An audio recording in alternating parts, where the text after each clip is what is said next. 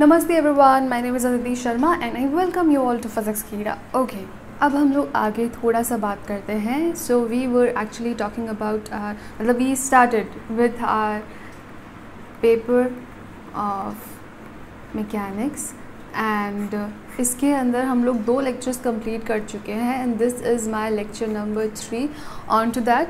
And हम लोग unit 1 पे काम कर रहे थे हमारी, which was my kinematics of moving fluids.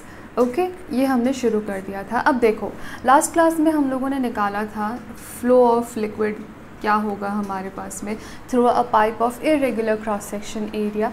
अब अगर मैं तुम्हें यहाँ से कह देती हूँ कि तुम्हें rate of flow of liquid निकालना है, ठीक है, तो वो तुम किस तरह से निकालोगे? That is a different question. तो rate of flow of liquid अगर मुझे निकालना है तो उससे निकालने के लिए हम पहले एक होता है ना कि you first need to learn the basics of fighting and then उसके बाद में आप एक्चुअल बैटल फील्ड में उतरते हो, तो हम वो काम करेंगे। हम पहले हमारे वेपन्स जो है हम उनको थोड़ा सा स्टडी करेंगे, ठीक है। अब देखो, सबसे पहले हम लोग एक टॉपिक डालते हैं and that is my Bernoulli's theorem, ठीक है। अब देखो, क्वेश्चन आता है कि ये थ्योरम मेरे पास में काम क्या करेगी, right? Why are we studying this? तो देखो, ये हमारे पास में क्या कहती है, according to this theorem,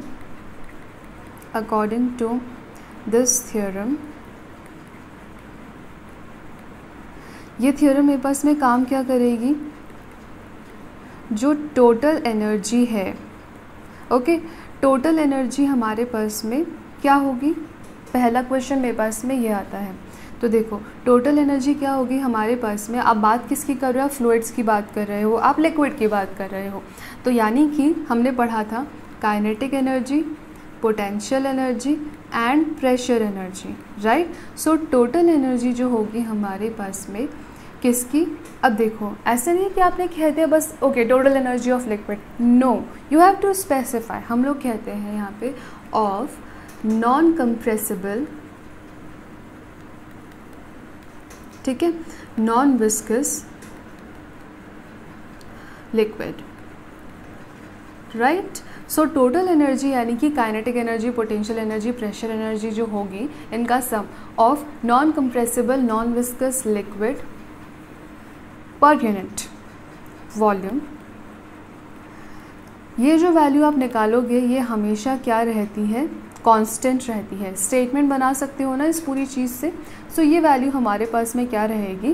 constant रहेगी। तो इस थ्योरम से आपको ये वाली चीज़ लेकर आनी है, ये वाली चीज़ you have to prove. Now statement है, आप स्टेटमेंट को प्रूव करते हैं, थ्योरम्स के अंदर काम यही होता है ना। तो अब मैं क्या करूँगी, इसको स्टार्ट करवाती हूँ, ठीक है। चलो, अब हम लोग यहाँ पे क्या करते हैं, first we will draw diagram, क्योंकि हमारी कहानी तो फिजिक्स की वहीं से शुरू होती है।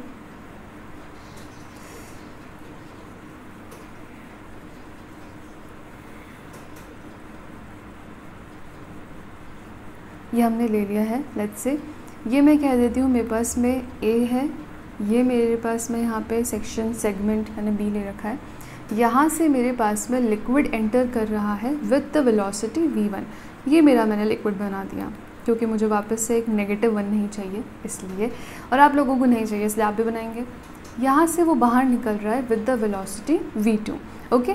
इधर मैंने बोला एरिया है a1, यहाँ पे है a2, यहाँ पे जो हाइट है ना इसकी वो हम लोग यहाँ पर ले लेते हैं h1 और यहाँ पे हम ले लेते हैं h2, ठीक है। तो अब आपने ये जो चीज़ें कंसीडर करी है, आपको क्या करना होता है, इसे भी लिखना होता है।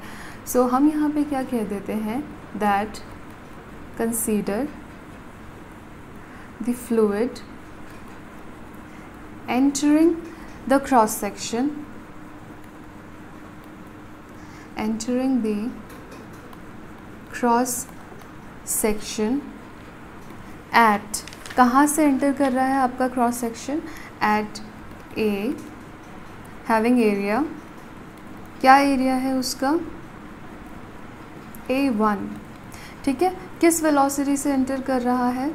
With velocity v1, okay, and बाहर कहाँ से निकल रहा है, leave the cross section at B, और उसका एरिया क्या है, having area A2 and velocity क्या है मेरे पास में v2। ठीक है, आपने हाइट भी यहाँ पे कंसीडर करी है ना, सो मैं कह दूँ कि let h1 and h2 be the height of cross section at A and B respectively. Right, जो हमने पूरा समझा है हमने उसी ही चीज़ को यहाँ पे लिखा है। अब देखो यहाँ पे हमारे पास में क्या होता है, हम एक एक करके एनर्जी को कंसीडर करते हैं। सबसे पहले काइनेटिक एनर्जी को ले लें। So now the kinetic energy is, देखो काइनेटिक एनर्जी अगर ले रहे हो तो तुम्हारी ये काइनेटिक एनर्जी ए पर होगी एक तो, that will be your half mv1², और उसी तरह से तुम्हारे पास में तुम्हें काइनेटिक एनर्जी बी पर भी लेनी पड़ेगी, हाफ mv2²। एक चीज़ देखना कि मैंने यहाँ पे क्या कर रखा है, मैंने यहाँ पर जो मेरे पास में मास है जितना एंटर हो रहा है उतना ही बाहर निकलेगा ना, इसलिए मैंने m लिखा है, जबकि वेलोसिटीज़ डिफरेंट होने वाली है। ओके, अब देखो इंक्रीज़ इन काइनेटिक एनर्जी, मैं इसकी बात करती हूँ, तो यानी कि kinetic energy at B minus kinetic energy at A मुझे यहाँ पे करना पड़ेगा, and that will be my half mv2² minus half mv1²। ये आ जाएगा इंक्रीज़ इन काइनेटिक एनर्जी के नाम पे। इक्वेशन नंबर 1 दे दो और आगे चलो। अब यहाँ से काइनेटिक की बात हो चुकी है तो पोटेंशियल पे चले अब। So now the potential energy, ठीक है। अब आप इसकी बात करोगे, एक हो गया है दूसरे को छोड़ नहीं सकते हैं, हम साथ में लेके चलना पड़ेगा ना। देखो अब क्या है, पोटेंशियल एनर्जी एट ए क्या मिल जाएगी मुझे, mgh1। हम इतने we are that intelligent that we can know this thing कि पोटेंशियल एनर्जी हमें ऐसे ही मेंशन करनी है। अब अगर ऐसा है so similarly potential energy at B क्या हो जाएगा मेरे पास में, mgh2। राइट, ये भी हमें पता है। अब देखो इंक्रीज़ इन पोटेंशियल एनर्जी कितना होगा, इंक्रीज़ निकालने के लिए तो b माइनस ए ही करना पड़ेगा ना, जहाँ से निकल रहा है माइनस जहाँ से आ रहा है। Right, so mgh2 minus mgh1, this will give me my increase in potential energy. चलो इक्वेशन नंबर 2 दे दिया, ठीक है। ये वाली चीज़ हो चुकी है, 2 हो चुके हैं, अब तीसरे को हमें लेकर आना है। सो नाउ इसको मैंने अंडरलाइन नहीं किया, लेट्स मेक इट ब्यूटिफुल। चलो अब क्या आ जाएगा मेरे पास में, now I have now the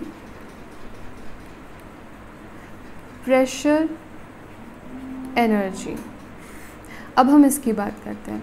so pressure energy जो है मेरे पास में ए पर, what will that be, P will be, और प्रेशर एनर्जी जो मेरे पास में बी पर है that is going to be my P2V। Right, अब देखिए हमारे पास में यहाँ पर क्या होता है, मैं आपको ना इधर थोड़ा सा इस चीज़ को लेकर समझाती हूँ पहले, and then I will tell you that where you have to write this, but अभी इसको मत लिखो। ओके, देखो हमारे पास में क्या होता है, ये आपके पास में था फ्लूइड, आपने इसके ऊपर क्या किया है, वर्क डन। राइट, आपने वर्क किया है फ्लूइड के ऊपर, उसकी वजह से क्या होता है, काइनेटिक एनर्जी और आपकी पोटेंशियल एनर्जी इंक्रीज़ हो जाती है। ठीक है, अब अगर आप यहाँ पर देखोगे, आपने वर्क किया फ्लूइड पे, उससे काइनेटिक एनर्जी और पोटेंशियल एनर्जी इंक्रीज़ हो गई, तो हमारे पास में principle of conservation of energy क्या कहेगा आपको, by principle of conservation of energy क्या पता चलेगा, अगर आपकी 2 एनर्जी बढ़ रही है तो तीसरी एनर्जी कम होनी चाहिए ना, for the sake of conservation of energy.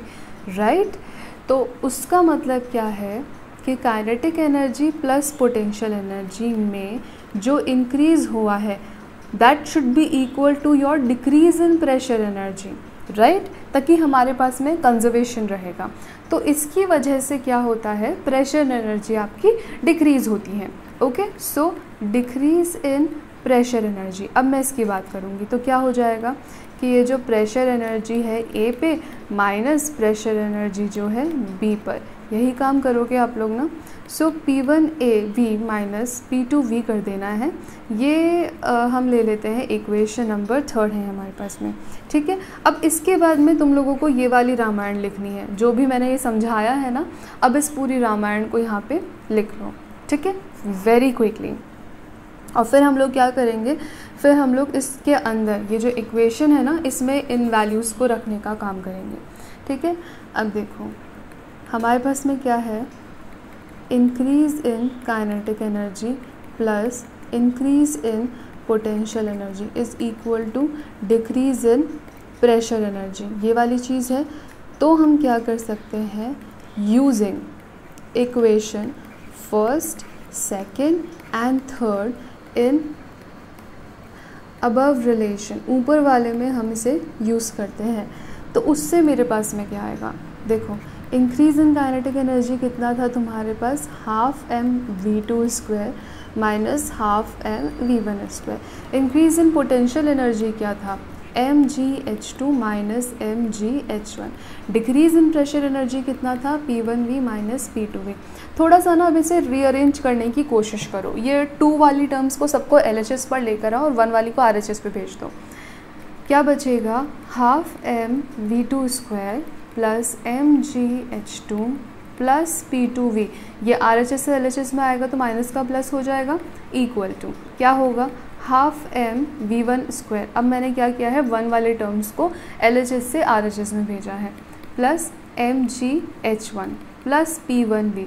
भाई तुम्हें ये दिख रहा है कि जो A पर था वही B पर आया है ना। तो इसका मतलब क्या हो जाएगा मेरे पास में, इसका मतलब ये नहीं हो सकता that the value is going to be constant now.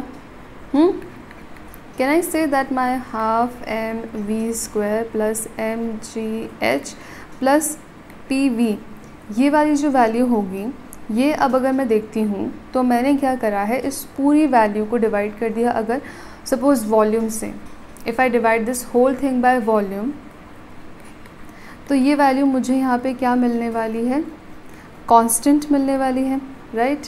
Let this B और इक्वेशन नंबर 4। इसको इनबॉक्स करके छोड़ो एक बार के लिए, अभी और रिजल्ट्स निकलेंगे। अगर मैंने ऐसा लिखा है सो और कह के मैं यहाँ पे इसको ऐसे भी लिख सकती हूँ, the density mass per unit volume होती है ना, तो ρv² plus ρgh plus p, this is actually a constant value. So ये भी आपके पास में एक इम्पॉर्टेंट रिलेशन है, ठीक है। अब चलो इम्प्लाइज, अब मेरे पास में और क्या क्या हो सकता है। आपने क्या करा है, आपके पास में क्या इक्वेशन चल रही थी, हमारे पास में थी half mv² plus mgh plus pv, ठीक है। ये वाली चीज़ हमारे पास में यहाँ पर थी और फिर हम लोगों ने वहाँ पे डेंसिटी को कंसीडर किया था, ओके।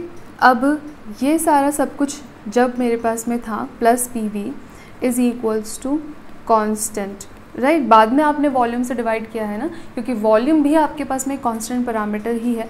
तो अगर मैं क्या कर देती हूँ, इसको डिवाइड कर दूँ मास से, तो जितना मास एंटर हो रहा है उतना ही बाहर निकल रहा है, and that is why mass and volume they are constant. So dividing, हमने यहाँ पे क्या कर दिया है, अबव रिलेशन बाय मास, करो ये काम, क्या आ जाएगा, half of v² plus mass से कर रहे हो gh plus density is equals to mass per unit volume, और मेरे पास में क्या हो रहा है, वॉल्यूम डिवाइडेड बाय मास, तो मुझे यहाँ पे क्या मिल जाएगा, 1/ρ। सो यानी कि p/ρ is going to be a constant value, right. मुझे कुछ नया कांस्टेंट ही मिलकर आएगा। सो ये मेरे पास में इक्वेशन नंबर 5 मैंने कह दिया है।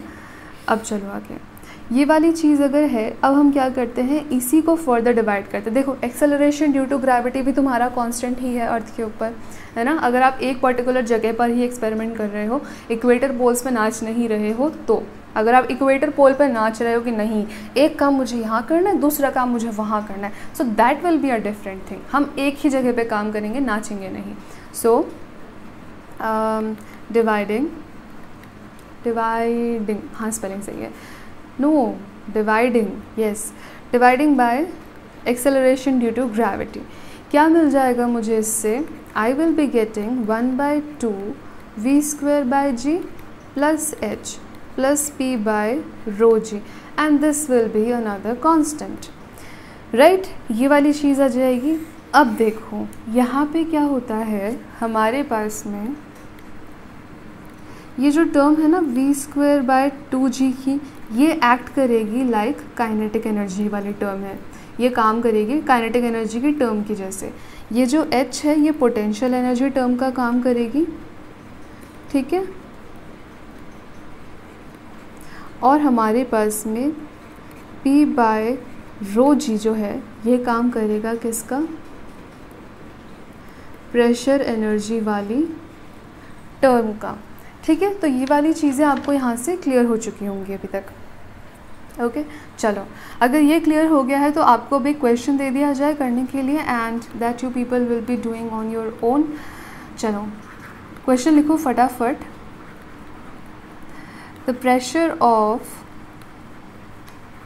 वाटर, मुझे ऐसा लग रहा है मैं सारे क्वेश्चंस वाटर पे उठा के आती हूँ। The pressure of water reduces from 5.5 cross 10⁵ newton per metre square to 5 cross 10⁵ newton per metre square, ठीक है। Then tap is open,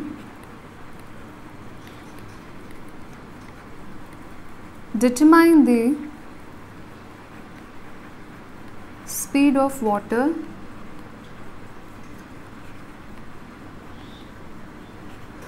flowing out of the tap, ठीक है। इट्स वेरी सिंपल, आपको इक्वेशन आपके पास में ऑलरेडी है और वहाँ से आपको क्या करना है, वैल्यूज़ को रखना है, एंड आंसर वापस से you will be commenting below, comment below the answers. देखते हैं कैलकुलेशन में तुम लोग गड़बड़ करते हो क्या, या फिर कैलकुलेशन एटलीस्ट सही हो जाती है। लेट्स चेक दैट, ठीक है। चलो, तो ये वाला काम हमारे पास में हो चुका है। अब मैंने कहा था ना कि हम rate of flow of fluid निकालने के लिए काम में लेंगे कुछ ना कुछ, उसके लिए ये पूरी कहानी हमने गाई है। तो हम लोग क्या करते हैं, अब उसके ऊपर आते हैं कि वो काम कैसे होगा। Okay, so now put on the heading that is applications of Bernoulli's theorem, okay. चलो, एप्लीकेशंस की अगर हम बात करते हैं, सबसे पहली है आपके पास में वेंटुरी फ्लोमीटर, ठीक है। अब देखो हमारे पास में यहाँ पे हम लोग करने क्या वाले हैं, क्वेश्चन हमारे पास में आता है। तो देखो हमारे पास में हम लोग इस डिवाइस को, it's actually a type of kind of a device, इसे हम लोग यूज़ करते हैं to find rate of flow of liquid, ठीक है। और इसके अंदर अब मैं क्या करूँगी, बर्नौली वाली इक्वेशन को यूज़ करूँगी, इसलिए मैंने पहले उसे करवाया था, ठीक है। चलो नाउ हम स्टार्ट करते हैं। यहाँ पे इधर देखो,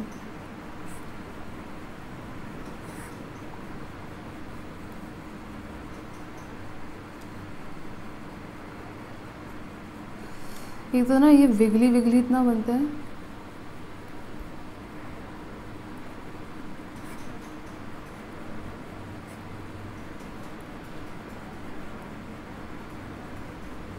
ओके, काम चल जाएगा इससे। तो ये ना डायग्राम तुम लोग साथ के साथ में बनाते हुए चलो, ताकि बार बार ना वीडियो पॉज करने वाला ये सारा जो काम होता है ना, वो करना नहीं पड़ेगा, ठीक है। देखो यहाँ पे हमारे पास में क्या है, this is my narrow part, ठीक है। एंड यहाँ पे हम बात किसकी कर रहे हैं, we are talking about a liquid. तो लिक्विड वापस से दिखाना बहुत इम्पॉर्टेंट है, ठीक है। यहाँ पे भी हमारे पास में लिक्विड आ जाएगा, यहाँ पे भी खैर होने ही वाला है। और इसकी मैंने यहाँ पे मान लो हाइट कह दी है h1 है तुम्हारे पास, ठीक है। इसकी तुम हाइट मान लो h2 2 है, तो ये जो मेरा हाइट डिफरेंस है ना, इसे मैंने कहा है h। ठीक है, इन दोनों के बीच का ये वाला हाइट डिफरेंस मैंने h कंसीडर कर लिया है यहाँ पे। ठीक है, अब देखो ये मैंने कहा है x रहा, ये मैंने कहा है मेरे पास में y रहा है। ठीक है, और ये हम लोगों ने जो रीजन है इसको कंसीडर कर लो तुम z। ओके, अब देखो ये डायग्राम तुम लोगों ने बना लिया है ना, मैं इसको थोड़ा सा ऊपर शिफ्ट करती हूँ because I need to start with some write up now. And where is my cursor, चलो स्टार्ट करें। अब देखो हमारे पास में क्या है, तुम्हारे लिए दो एंड्स है, दी एंड्स x एंड y। इनका हमारे पास में क्या दिख रहा है, क्रॉस सेक्शन एरिया सेम है ना, उसको आप a कह दो यहाँ पे। So the ends x and y have same cross section a मैंने ले लिया है, लेकिन जो तुम्हारा z है ये थोड़ा सा नैरो है ना, तो इसका तुम ले लो that end z has cross section A2। चलो इसको हम A2 कह देते हैं, ये हो जाएगा।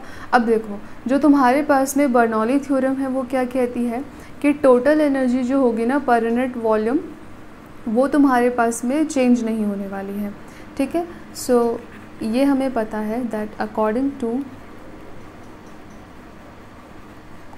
Bernoulli's theorem total energy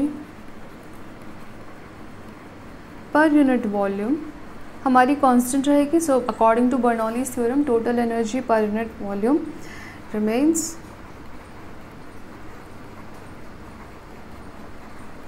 constant. ठीक है, तो अब इसका मतलब मेरे पास में क्या हो जाएगा, मैं लिख सकती हूँ यहाँ पे therefore half m v1 square plus p1v किसके इक्वल होगा, half m v2 square plus p2v। कर सकते हैं ये वाला काम, कोई गड़बड़ कोई दिक्कत नहीं होगी उससे। अगर मैं इसे वॉल्यूम से डिवाइड कर दूँ, सो डिवाइडिंग बाय वॉल्यूम क्या मिल जाएगा, देखो मास पर यूनिट वॉल्यूम होगा तो यहाँ पे आ जाएगी डेंसिटी रो v1 स्क्वायर, यहाँ पे वॉल्यूम से वॉल्यूम कैंसिल हो जाएगा, हाफ रो v2 स्क्वायर, फिर वॉल्यूम से वॉल्यूम कैंसिल p2 आ जाएगा।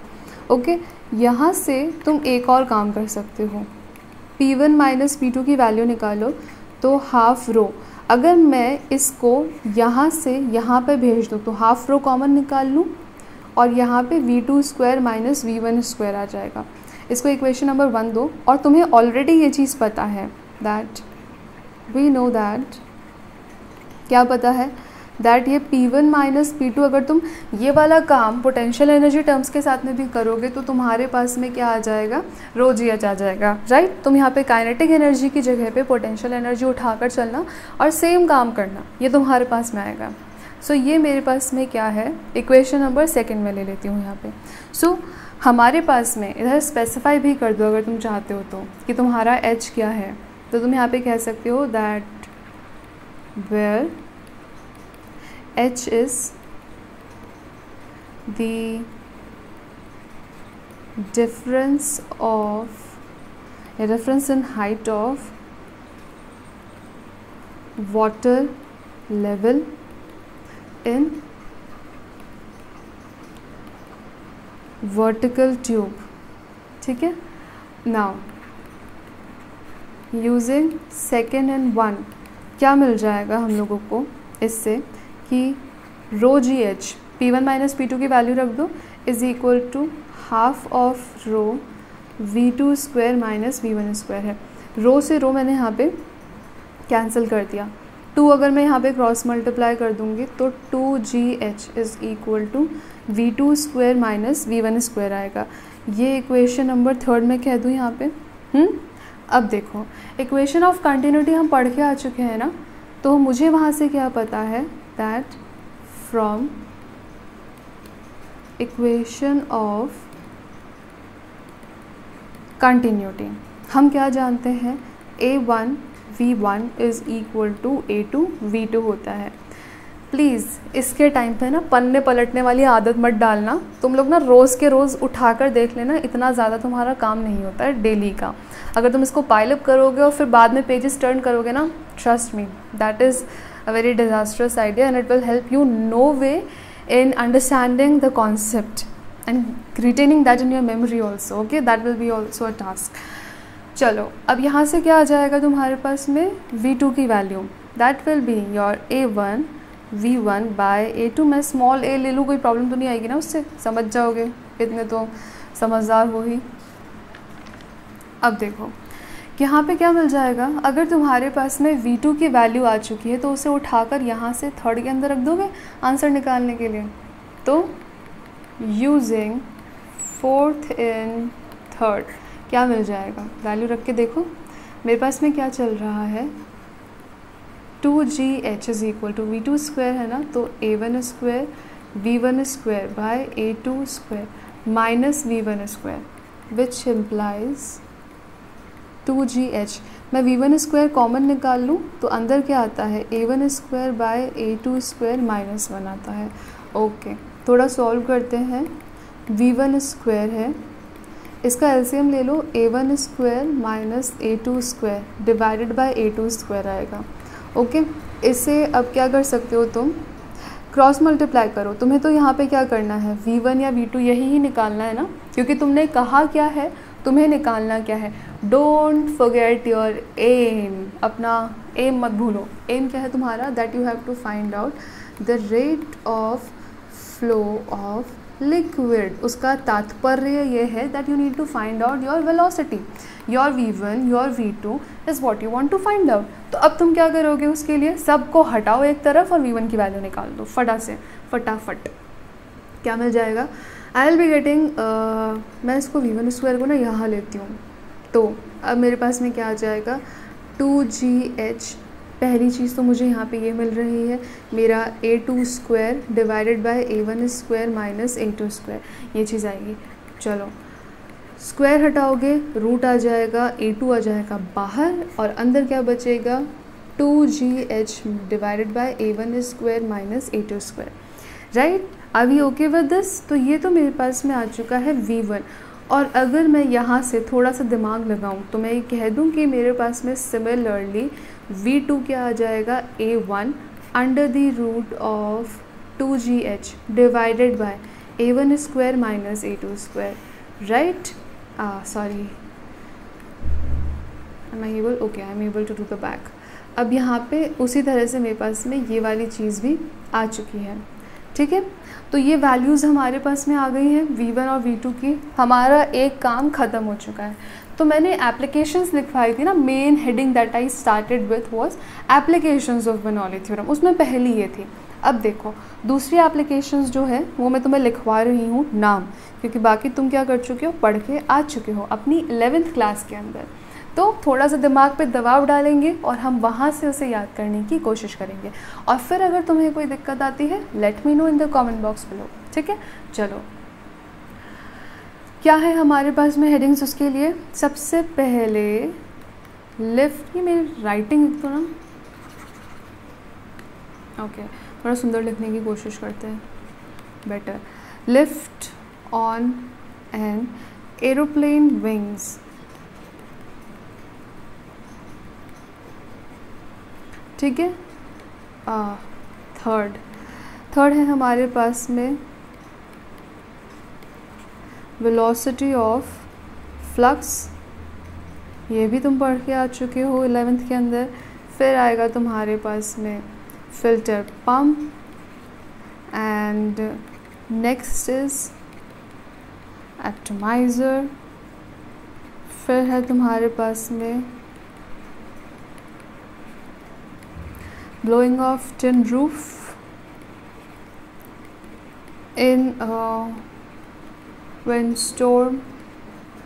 ओके, चलो ये सारी चीज़ें तुम्हारी ख़त्म हो चुकी है एंड नेक्स्ट क्लास से हम लोग स्टार्ट करेंगे कि एक सिलेंड्रिकल ट्यूब के अंदर लिक्विड का फ्लो कैसा होता है वहाँ से। And this was all for your class today. कोई भी डाउट है तो बता देना, कोई तुम्हारे पास में फीडबैक है, so please give me that also, that in ways in which I could make it work better, my work better, और कुछ भी, एनीथिंग, सम टॉपिक रिकमेंडेशंस। और हाँ, मैकेनिक्स के बाद में कौन सा पेपर स्टार्ट करना है वो भी बता देना, ठीक है। डोंट डिले इट मच, नहीं तो फिर ना मैं मेरे हिसाब से कुछ स्टार्ट कर दूँगी। ठीक है, चलो, I will see you in the next class then.